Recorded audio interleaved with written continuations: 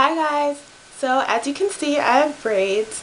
These are the Solange inspired box braids. So they're kind of large, single, I guess, braids. They come to about my waist. I got them about 4 weeks ago. Yeah, I got them the day after Thanksgiving, so it's been about 4 weeks. I got them basically because I didn't feel like doing my hair during the last few weeks of school. You know, you have finals, you have to study, and like, who wants to like comb their hair and twist it and all of that? I didn't want to do that, so I got braids. This tutorial is basically showing you how to take the hair off of your face, because with these type of braids, if it's just like loose, it's just like in your face, like ugh. Like nobody wants that, especially if you're in school, you're trying to study and you're like, your head's down and constantly pulling your hair back. It's really annoying. So this is one of the styles that I've been doing. It's called the Waterfall Braid, and I really like it. A lot of the YouTube videos that I watch, like I've been seeing it a lot, but usually it's on straight hair.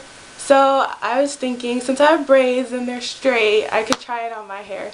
I'll probably try it on my kinky hair. I don't know how it'll turn out, but I really wanted to try it.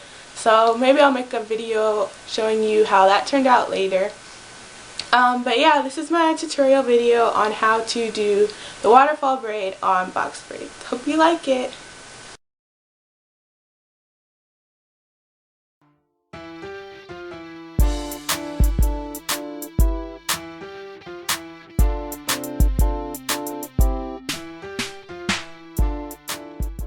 To start, you're going to want to create a part.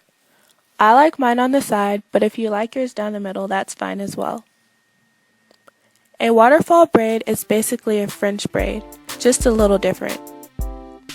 In the waterfall braid, whenever bringing hair from the bottom and over the top and through the middle, instead of doing that, you're just going to want to leave that hair hanging. That's what creates the waterfall effect. When doing the waterfall braid, you're going to want to use 1 or 2 braids at a time when adding hair to the braid. Adding more can cause the braid to be bulky and ultimately look funny.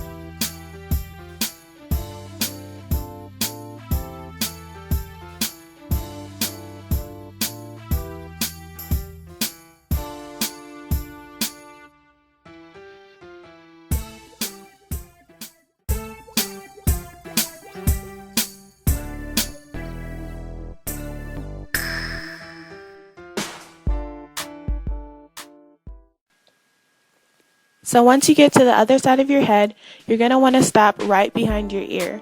And you may want to braid a little off the head before tying the end of that braid with your hair wrapper.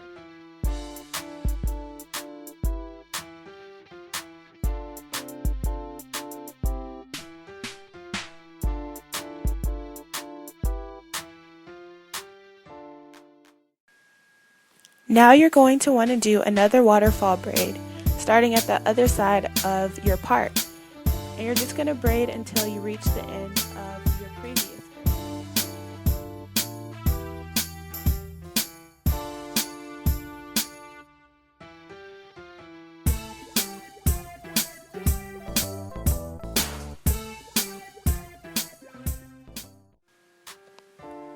Now you're going to want to combine both of your waterfall braids to create one loose hanging braid. Try to make all 3 sections of the hair as equal as possible. This way you don't get a lumpy braid. One tip, try not to braid too tightly, because this can cause your braid to be stiff, and you want your braid to be loose and flowy like the rest of your hair.